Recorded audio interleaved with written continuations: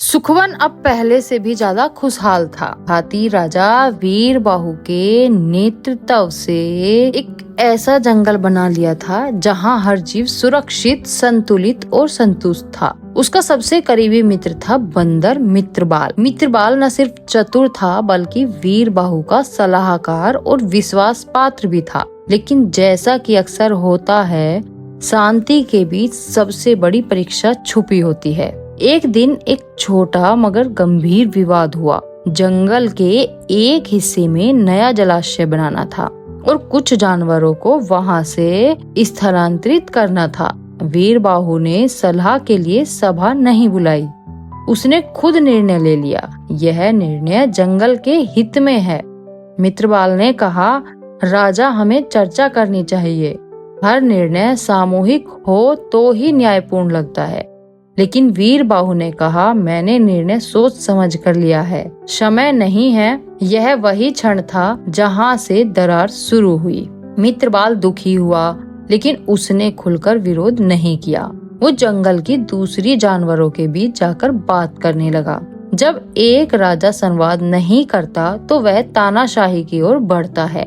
धीरे धीरे कुछ जानवर वीर बाहु से दूर हो गए। एक नई सभा बनी जहां मित्रबाल को नेता चुना गया। उसने सहायक नेतृत्व का प्रस्ताव दिया। हम सब मिलकर जंगल चलाएं, राजा अकेला नहीं। वीर बाहु ने जब सुना कि उसका अपना मित्र अब उसके निर्णयों के खिलाफ बोल रहा है तो पहले तो उसे धोखा लगा, पर फिर वो सोच में डूब गया।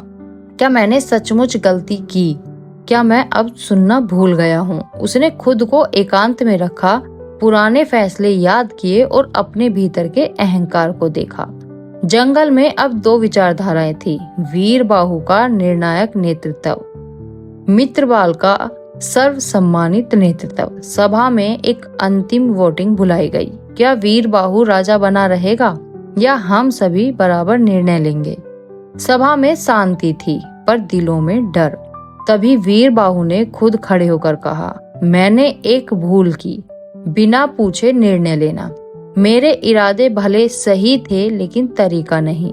मैं क्षमा चाहता हूँ और अपनी गद्दी छोड़ने को भी तैयार हूँ अगर जंगल अब मुझे योग्य न माने। मित्रबाल खामोश था। उसकी आंखें भर आई। उसने कहा, वीर बाहु, मैं दोस्त था, विरोधी नहीं, लेकिन तुम्हारी नम्रता ने साबित कर दिया कि तुम इस जंगल के सच्चे राजा हो।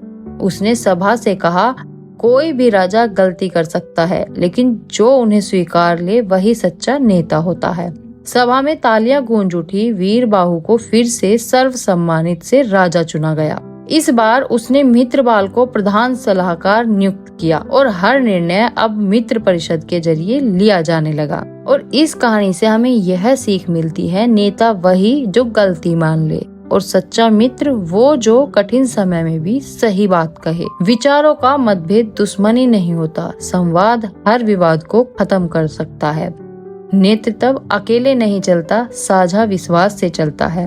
बच्चों और साथियों, अगर आपको वीर बाहु की ये कहानी पसंद आई हो तो ये करना मत भूलना। लाइक करो अगर आपने भी कोई गलती नहीं मानी है और सब्सक्राइब करो हमारे channel kids day story club को, ताकि अगली कहानी वीर बाहु और भविष्य का उत्तराधिकारी आप मिस न कर दो। इसे शेयर करें अपने दोस्तों के साथ, क्योंकि गलती को मानना कायरता नहीं, साहस है।